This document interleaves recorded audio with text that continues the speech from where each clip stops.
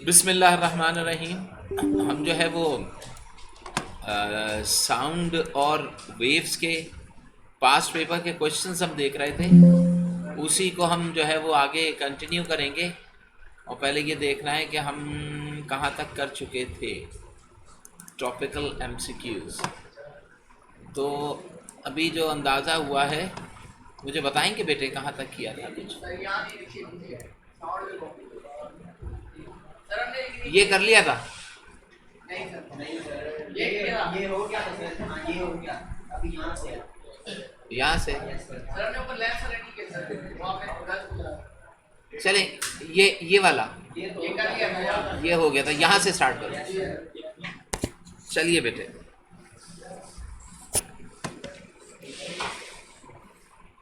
अच्छा भाई,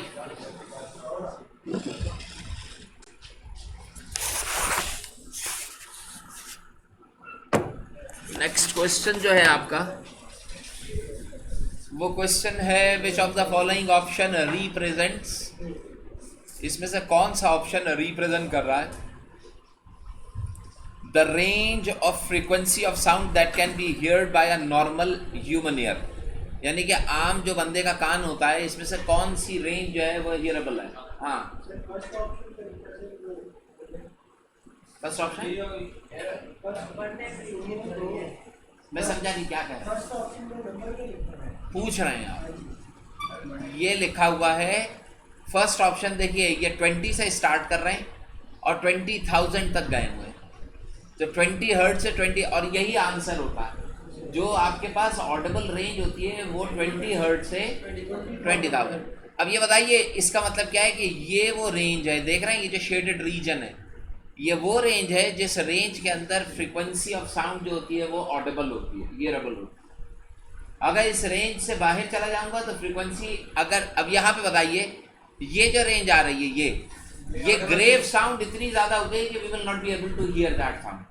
और ये वाली जो रेंज आ रही है, ये रेंज और ये रेंज, ये अल्ट्रासोनिक हो गई है। यानी कि फ्रीक्वेंसी जो है वो 20,000 से भी एक्सीड कर गई है, यानी कि इंतहाई श्रिल साउंड आ चुकी है। तो अब इन दोनों केसेस को आप देखिए तो आपके पास आंसर जो आएगा वो इसके अंदर ए है, जो कि ऑडिबल। अब यहाँ पे देखिए 5 से स्टार्ट हो रही है, तो 5 तो ऑडिबल नहीं होती, 20 होती है ऑडिबल। यहाँ पे 50 से स्टार्ट हो रही है, तो ये तो ऑडिबल है, लेकिन 45,000 ऑडिबल नहीं है। 1,000 ऑडिबल है, लेकिन 1 लाख जो है वो ऑडिबल नहीं है। तो आपके पास आंसर जो होगा वो क्या होगा? ए होगा। अब अगला। हाँ बेटा,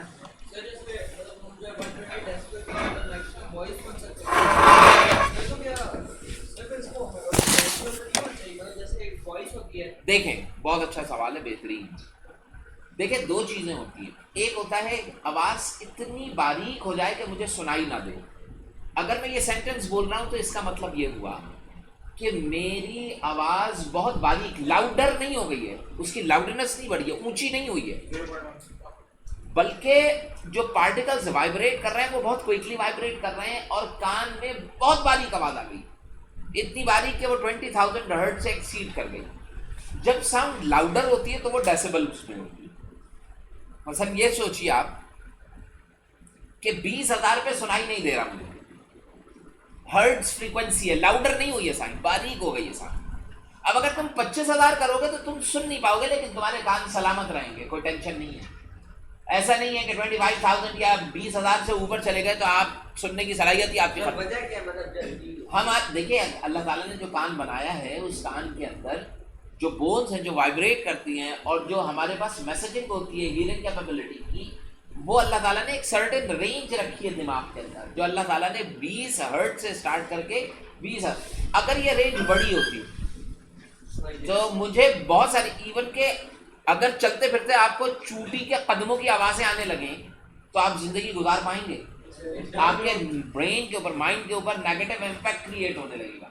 तो अल्लाह ने जब इंसान को बनाया तो इस चीज़ का भी ख्याल रखा है कि साउंड्स तो बहुत सारी प्रोड्यूस हो रही हैं, लेकिन मेरे लिए ऑडिबल एक सर्टेन रेंज है, और वो रेंज है जो कि मेरे लिए हेल्पफुल होती है। अब अगर सूरज पे धमाका हो रहा है, उसकी एक्सटेंडेड साउंड बहुत ज़्यादा है, मेरे लिए कोई फायदेमंद ही नहीं। ये बढ़ा दें फ्रीक्वेंसी, बढ़ा दें, तो मैं क्या करूँगा कि मुझे इंतहाई बारीक साउंड भी क्या हो रही होगी, सुनाई दे रही है। जैसे जो कुत्ते होते हैं, डॉग्स होते हैं, वो 25,000 तक की फ्रिक्वेंसी को जज कर पाते हैं। वो बहुत ऊंची आवाज नहीं होती, आवाज को अगर आप देखें तो वो बहुत हाई एम्पलीट्यूड की साउंड नहीं है, एम्पलीफिकेशन उतनी है। तो अच्छा, दूसरी चीज हो गई डेसिबल में, अगर बहुत लाउडर साउंड प्रोड्यूस की जाए, अब वो कहते हैं ना कि मैंने कल भी बताया था कि उनके दिल फट गए थे आवाज, यानी कि साउंड से लोगों के जब आवाज ने उनको घेरा या आवाज का जब उन पे अजाब आया तो उनके दिल फट गए। इसका मतलब क्या है कि उस वक्त साउंड की जो एम्पलीफिकेशन थी, साउंड की एनर्जी थी, वो इतनी ज्यादा थी कि उसका इम्पैक्ट ये हुआ था कि दिल फट गया। हम जो नॉर्मल साउंड सुन रहे होते हैं उसमें अब आप देखिए ना, अगर आप ट्रेन की आवाज दूर से सुन रहे हैं तो आप नॉर्मल थे, लेकिन अगर ट्रेन आपके बिल्कुल करीब से गुजर रही है तो आपके कान में बड़ी आप तकलीफ महसूस होगी। इसी तरीके से उसके बजाय अगर जेट इंजन के करीब है तो और ज्यादा प्रेशर, और अगर इतनी ज्यादा साउंड बन जाए, ज्यादा साउंड बन जाए तो उसमें क्या होता है कि आपके जो मेम्ब्रेन है आपका, ठीक है ना, ईयर के अंदर आपका कान में जो पर्दा है, वो उस एनर्जी की वजह से क्या हो जाएगा, फट जाएगा, और उसके फटने की वजह से फिर आप सुनने के काबिल नहीं रहेंगे। सर, तो इसका मतलब ये है कि जो डेसिबल है वो जो है बहुत ज्यादा लाउडर साउंड, बहुत ज्यादा नहीं, लाउडर साउंड की वैल्यू है। ये मैं कम और ज्यादा करता हूँ, वो है नहीं रिमोट देख रहे हैं बेटा, ये जो हम कम करते हैं, ये देख रहे हैं ना 84, ये कहलाता है 84 डेसिबल। ये जो आ रहा है ना, ये डेसिबल है, ये लाउडनेस है, और लाउडनेस में यही होता है ना, आवाज बढ़ाते जाइए तो आवाज क्या होती है, बढ़ती आती है। ये फ्रीक्वेंसी नहीं बढ़ा रहा हूँ, फ्रीक्वेंसी का मतलब क्या हो गया कि आप वाइब्रेशन बढ़ाएं, आवाज को मजीद बारीक करते चले जाइए, स्पीड नहीं। देखिए आवाज, ये बहुत ही इंपॉर्टेंट क्वेश्चन है, आवाज को बारीक, श्रिल साउंड की स्पीड ज्यादा होगी या ग्रेव? नहीं। आप क्या कहते हैं, स्पीड ऑफ साउंड, आप कहते हैं स्पीड ऑफ साउंड 340 मीटर पर सेकंड है, यही कहते हैं। क्या तुम्हें यह बताया जाता है कि श्रिल साउंड की स्पीड 340 है? नहीं। इसका मतलब एक लॉजिकल सेंस बिल्डअप हो रहा है, चाहे श्रिल हो, चाहे ग्रेव हो, चाहे लाउडर हो, चाहे फेंट हो, speed of the sound remain the same, that is 340। लेकिन समझ में ही आता है कि भाई श्रिल साउंड के अंदर स्पीड जो होती है वो क्या होनी चाहिए, ज्यादा। लेकिन मामला ये आता है कि पार्टिकल जब क्विकली वाइब्रेट करते हैं तो उनकी वेवलेंथ क्या हो जाती है, तो एक चीज बढ़ती है तो दूसरी चीज क्या हो जाती है, तो उनका प्रोडक्ट क्या रहता है, कांस्टेंट, एफ लैम्डा होता है। अगला देखिए भाई, 4 vibrating objects are producing sound. 4 vibrating objects हैं जो कि क्या प्रोड्यूस कर रहे हैं, साउंड प्रोड्यूस कर रहे हैं। ये देखिए, sound producing sound. Which of the object will produce the loudest sound? सबसे ज्यादा आवाज कौन सा प्रोड्यूस करेगा? तो सबसे ज्यादा प्रोड्यूस करने के लिए आप यहां पे देखें, एक X1 है, X2। अभी बताइए, जितना cross section area vibrating body का ज्यादा होगा उतनी ज्यादा साउंड प्रोड्यूस होगी। तो बताइए 5, 6, 10, इन दोनों की साउंड क्या होनी चाहिए, उनके मुकाबले ज्यादा। तीसरा देखें, एम्पलीट्यूड ऑफ वाइब्रेशन के ऊपर भी डिपेंड करता है। एम्पलीट्यूड ऑफ वाइब्रेशन का मतलब क्या है कि ढोल को कितनी जोर से पीटा जा रहा है। अगर आहिस्ता पीटेंगे तो एम्पलीट्यूड ऑफ वाइब्रेशन क्या होगा, कम। अगर जोर से पीटेंगे तो इसका मतलब क्या, एम्पलीट्यूड ऑफ वाइब्रेशन क्या होगा, ज्यादा। तो इसका मतलब क्या है कि यहाँ पे आंसर क्या होना चाहिए, ये वाला आंसर ही आएगा, डी। समझे? अगर आप दूर से करके मार रहे हैं तो इसका मतलब क्या है कि जब मेम्ब्रेन पे स्ट्राइक करेगा उसके, तो वो ज्यादा दूर तक ऐसे वाइब्रेट करेगा ना अपने का, और कम वाइब्रेट कर रहा है तो सर का साउंड कम है। एक ऐसे मारा और एक ऐसे मारा, तो इस तरह से बिल्कुल। अगर आपने हल्के मारा है तो इसका मतलब क्या है, इसकी साउंड की एम्पलीट्यूड ऑफ वाइब्रेशन कम है, लेकिन आपने ज्यादा मारा तो इसका मतलब क्या, एम्पलीट्यूड ज्यादा, एनर्जी ज्यादा हुई। अच्छा भाई, अगला सोनार सिस्टम जो होता है, ये वही सिस्टम होता है जो कि वाटर के अंदर, पानी के अंदर इस्तेमाल होता है। मछलियों के होल जो होते हैं ना पानी के अंदर, अब आपको तो नहीं पता कि मछेरे जो हैं वो किस जगह के ऊपर जाल डालें कि ज्यादा से ज्यादा मछलियां पकड़ पाए। तो उसके लिए क्या करते हैं कि ऊपर इनके पास पूरा एक सिस्टम होता है सोनार का। वो सिस्टम ऐसा होता है कि वो ऊपर से यही साउंड वेव जो है वो पानी में ट्रेवल कराते हैं। अल्ट्रा वॉलेट होती है वो, अल्ट्रासोनिक वेव्स होती है, ये पानी में जाती हैं, अल्ट्रासाउंड होती है, हाँ अल्ट्रासाउंड वेव्स, हाँ अल्ट्रासाउंड, ये पानी में जाती हैं, पानी से टकरा के रिटर्न बैक करती हैं, और रिटर्न होने के बाद कहाँ पहुंचती है, ये रिटर्न होके आप तक पहुंचती है और उनको ये बताती है कि हाँ भाई जो उसके अंदर पैटर्न साउंड के वेव्स का बन रहा होता है उससे पता लग जाता है कि भाई यहाँ पे मछलियों का होल जो है वो बड़ी तादाद में मौजूद है। समझ रहे हैं? इसी तरीके ये याद रखिएगा। अच्छा, अगर आपने किसी जहाज को डिटेक्ट करना है हवा में तो आप अल्ट्रासाउंड इस्तेमाल, क्योंकि अल्ट्रासाउंड से बेहतर वो जो यूजेज है, मतलब साउंड जो है ना आपके पास, साउंड जो होती है ना उसकी स्पीड स्लो डाउन होती है, बहुत हल्की होती है, मुझे जल्दी रिजल्ट नहीं देती। अच्छा, साउंड जो होती है उसमें डिप्रिसिएशन ज्यादा होती है, ट्रैवल करते करते क्या होती है कम। देखो यहाँ पे खड़े हो, दो बंदे कॉरिडोर में खड़े हो और एक बंदा बिल्कुल कोने पे उतर रहा हो, एक बंदा आहिस्ता से कुछ बोले और एक बंदा टॉर्च को ऑन करे, बताइए दूसरे एंड पे जिसने बोला होगा उसकी आवाज आते आते इंटेंसिटी खत्म हो जाएगी, लेकिन जो टॉर्च की लाइट है वो बहुत दूर तक ट्रैवल करेगी। तो मेरे लिए ट्रैवलिंग के लिए बेस्ट क्या है? लाइट, यानी कि अल्ट्रावायलेट या इंफ्रारेड रेडिएशन या इलेक्ट्रोमैग्नेटिक रेज मेरे लिए क्या है? बेस्ट है। अब मुझे बताइए कि जब जहाज जा रहा होता है ना तो उसकी डिटेक्शन के लिए यही इलेक्ट्रोमैग्नेटिक रेज यूज की जाए, रेडियो वेव्स होती हैं, इनको क्या करते हैं? यूज करते हैं। समझ रहे हैं?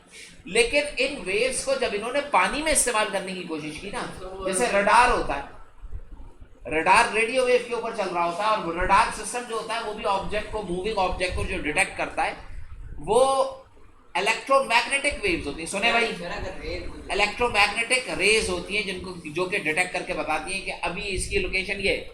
बताइए, मैं उन्हीं से डिटेक्ट करा सकता था पानी के अंदर भी, लेकिन जब उन इलेक्ट्रोमैग्नेटिक रेडिएशन को इनसाइड द वाटर ट्रेवल कराया तो पानी की कैपेबिलिटी ये थी कि उन्होंने उन इलेक्ट्रोमैग्नेटिक रेस को, क्या किया? नहीं, रोका ही नहीं बल्कि एब्जॉर्ब करने का। पानी में जब लाइट आप डालते हैं तो लाइट नीचे तक ट्रेवल नहीं कर पाती, कुछ दूर ट्रेवल करने के बाद वो लाइट जो होती है वो खत्म हो जाती है। लाइट खत्म होने का क्या, पानी में एब्जॉर्ब हो जाती है। तो इलेक्ट्रोमैग्नेटिक की कैपेबिलिटी है कि वो कभी भी किसी भी वाटर मीडियम में ट्रेवल नहीं। तो इसका मतलब क्या है कि फिर पानी में कौन सी एनर्जी ट्रेवल कराए? तो पानी में इन्होंने साउंड को ट्रेवल करा, और वो साउंड के लिए वर्ड जो है वो किसका है? Sonar system use. जो हवा में इस्तेमाल होता है वो रडार होता है, और वाटर में क्या होता है? सोनार होता है, सोनार सिस्टम। ये किसके बेस कर रहा होता है? ये साउंड पे बेस करता है, और ये जो है वो इलेक्ट्रोमैग्नेटिक रेज। अगर मछलियां बीच में ना हो तो अल्ट्रासाउंड मतलब ये क्या करेंगे? देखिए, होता ये है कि जब रेज जाती है ना नीचे, तो नीचे स्ट्राइक करके बिल्कुल बॉटम से, ये डेप्थ ऑफ सी लेवल भी फाइंड आउट करते हैं। रेज गई, स्ट्राइक किया और रिटर्न बैक कर गई। जब वो वापस लौटेंगी तो इसका मतलब क्या है कि जब आपको मिल रहा होगा तो जिस वक्त रेज गई होगी एक उस वक्त की रीडिंग आई होगी, और जिस वक्त बैक कर रही है एक उस वक्त की रीडिंग आई, तो आपको डेप्थ पता लग जाएगी। उससे आपको पता लग जाएगा कि रेस ने जाने और आने में कितना टाइम लिया। तो रेस की स्पीड पता है आपको, स्पीड और टाइम के थ्रू आप क्या निकाल लेंगे? उसकी डेप्थ। अब बताइए, अगर मछलियों का गोल है तो जो रेस भेजी जाती हैं उसमें से कुछ रेस डेप्थ के ऊपर नहीं जाएंगी बल्कि मछलियों से रिफ्लेक्ट बैक कर जाएंगी, टकराकर। क्या कर जाएंगी? Reflect back. और उस रिफ्लेक्शन से अगर ज्यादा रेस रिफ्लेक्ट बैक कर गई हैं तो इसका मतलब क्या है कि फिर मुझे ये चीज अंदाजा होगा कि ज्यादा वहां पर मछलियों का होल हो सकता है। इसके अलावा ये जो आपने कुछ अर्सा पहले, शायद आप लोगों को याद हो कि माड़ी गैस ने यहाँ पर अंडरग्राउंड ब्लास्ट किए थे तेल के ज़खायर और गैस के ज़खायर मालूम करने के लिए। जो कुछ अर्सा पहले यहाँ पे वायर्स बिखरे हुए होते थे ऑरेंज कलर के बड़े बड़े, शायद आप लोगों के जहन में ना हो। तो उन्होंने जो ब्लास्ट किए थे उसमें वो ब्लास्ट जो करते हैं, जब आप ब्लास्ट करेंगे तो उससे वेव्स कौन सी बिल्डअप होंगी? साउंड। तो वो भी सोनार सिस्टम होता है जिसके थ्रू हम जमीन के अंदर तेल मालूम करते हैं कि ऑयल कहाँ पर मौजूद हो सकता है। मैं खोद के जाके तो नहीं देखूंगा, ड्रिलिंग बहुत मुश्किल काम होता है। तो इस तरह की चीज़ों की डिटेक्शन के लिए हम साउंड वेव्स को, मेडिकल के अंदर अल्ट्रासाउंड जो है वो बहुत इंपॉर्टेंट होता है, वो उससे आप फाइंड आउट कर, बिल्कुल किडनी या दूसरे कामों के लिए इस्तेमाल। सर, जो वाटर के अंदर मतलब जो साउंड्स होती हैं वो कभी-कभी ना हमको सुनाई दे रही होती है, जैसे वेव्स होती हैं उनकी जो, हाँ बिल्कुल, तो बहुत ज़्यादा होता है, तो ये उनकी वॉइस ऊपर ऐसे आती है कि जब वो बोलती हैं तो बोलते हुए सरफेस तक पहुंच गई। अब सरफेस, उनकी आवाज़ की स्ट्रेंथ अगर ज़्यादा है तो सरफेस वाइब्रेट करेगी, जब सरफेस ने वाइब्रेट किया तो उस वाइब्रेशन से ने एयर के मॉलिक्यूल्स को वाइब्रेट कर दिया, और वो वाइब्रेशन आपके कान तक पहुंच के हियरिंग इफेक्ट बिल्डअप कर लेती है, तो आवाज बाहर निकल है।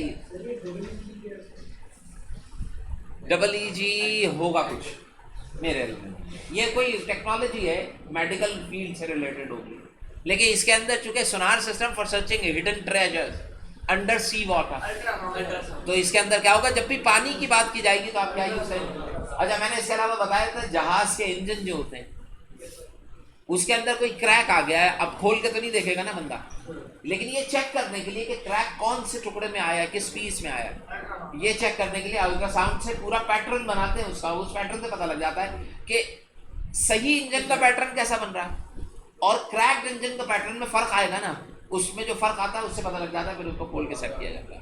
अच्छा भाई अगला देखिए, loudness of sound does not depend. देखिए साउंड की लाउडनेस जो है वो किस चीज पे डिपेंड नहीं करती। देखिए एरिया ऑफ वाइब्रेटिंग पे तो करती है, अगर मैंने एरिया ऑफ वाइब्रेटिंग बॉडी बढ़ा दी, यानी कि बड़े स्पीकर से ज्यादा आवाज, छोटे स्पीकर से आवाज कम। दूसरा का एम्पलीट्यूड ऑफ वाइब्रेटिंग बॉडी, जब आप जोर से ढोल पीटेंगे तो आवाज ज्यादा और आहिस्ता तो आवाज कम।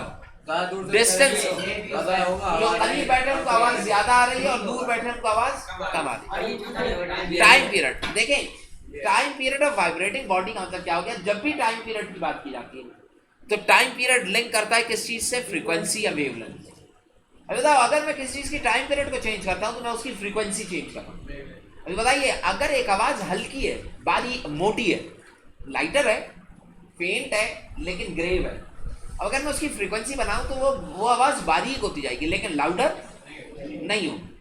अगर बारीक से बारीक आवाज एंड के ऊपर भी आप ले जाइए वो आपको लाउडर नहीं सुनाई देगी, उसकी लाउडनेस सेम होगी, वो बारीक यानी कि शरल हो जाएगी। तो इसका मतलब क्या है, एम्पलीट्यूड ऑफ वाइब्रेटिंग बॉडी या फ्रीक्वेंसी या वेवलेंथ के ऊपर डिपेंड नहीं करता। Ultrasound is used for different purpose, which of the following is not the current use of ultra. इसमें से क्या चीज अल्ट्रासाउंड, अब देखिए डिटेक्शन ऑफ एरोप्लेन मैंने अभी बताया आपको, सर ये तो उससे रडार से होती है, रडार से, क्योंकि जहाज जो है वो सबसे अहम चीज ये है कि जहाज पानी में नहीं उड़ रहे होते। अगर जहाज पानी में उड़ रहे होते हैं तो फिर कौन सी, अब बताइए कोई जहाज ऐसा देखा है जो पानी में उड़ता है, बताओ, वो तो सरफेस पे रहता है।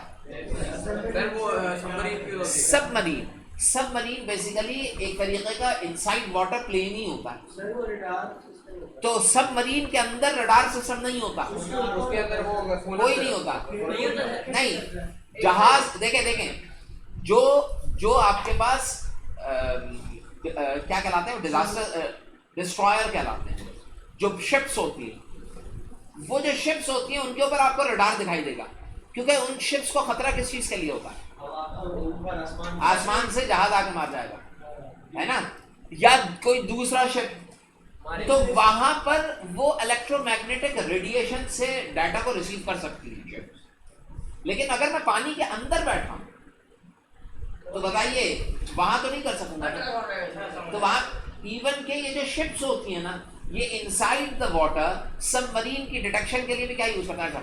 आप लोगों, अभी मैंने पिछले दिनों ना एक मूवी देख रहा था, उसका नाम ब्लैक वाटर था, शायद नहीं है, मैंने देखी नहीं, अभी देखनी है वो। उसके अंदर पता है क्या दिखा रहे थे, समझे, ऊपर शिप थी यानी कि डिस्ट्रॉयर था, नीचे से सबमरीन गुजर रही थी, तो करते ये है कि सबमरीन के इंजन्स को ऑफ कर दिया जाता है, तमाम मूवमेंट को स्टक कर दिया जाता है, क्योंकि वहां पे सेंसर्स लगे हुए होते हैं, कहां पर, डिस्ट्रॉयर में, शिप में, वो सेंसर्स को डिटेक्ट करके फेंकना शुरू कर देते हैं, मारना शुरू कर देते हैं, यानी कि वो माइंस होती हैं उनको गिराते हैं, और वो माइंस जब फटती हैं तो वो मुख्तलिफ जगहों पे फट रही होती हैं, अगर उसके रास्ते में आ गई तो गई।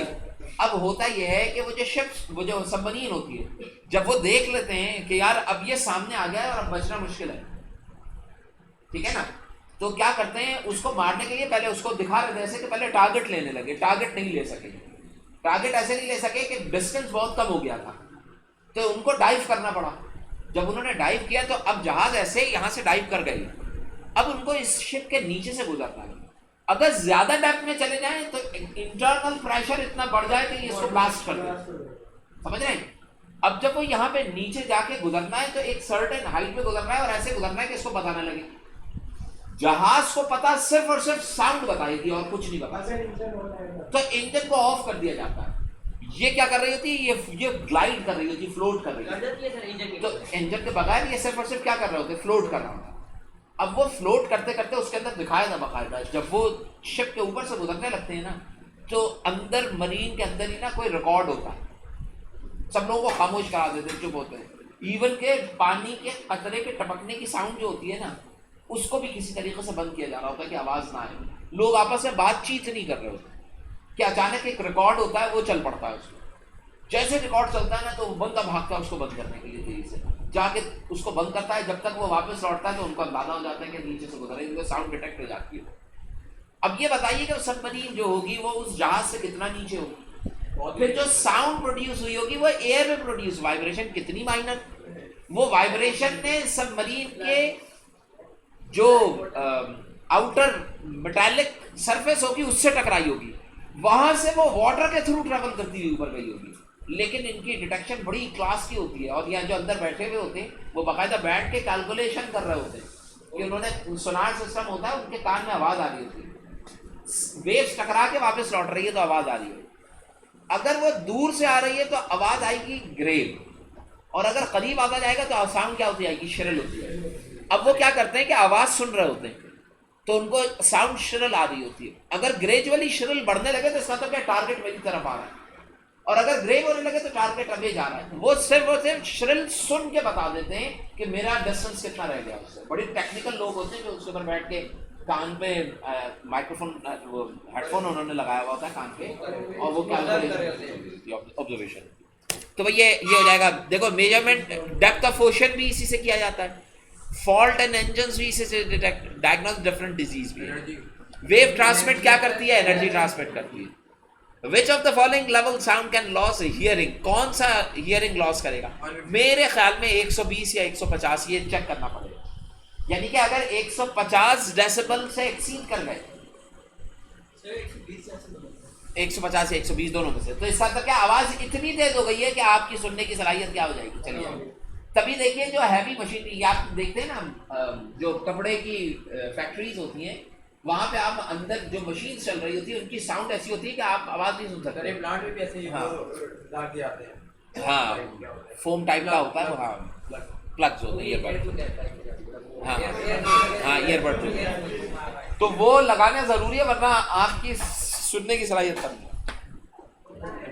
We can distinguish between two, सुनो भाई, हम दो साउंड्स को डिस्टिंग्विश कर सकते हैं। जब भी दो साउंड में फर्क महसूस करें हम, तो इसका मतलब क्या है कि वो फर्क हमेशा क्वालिटी से किया जाए।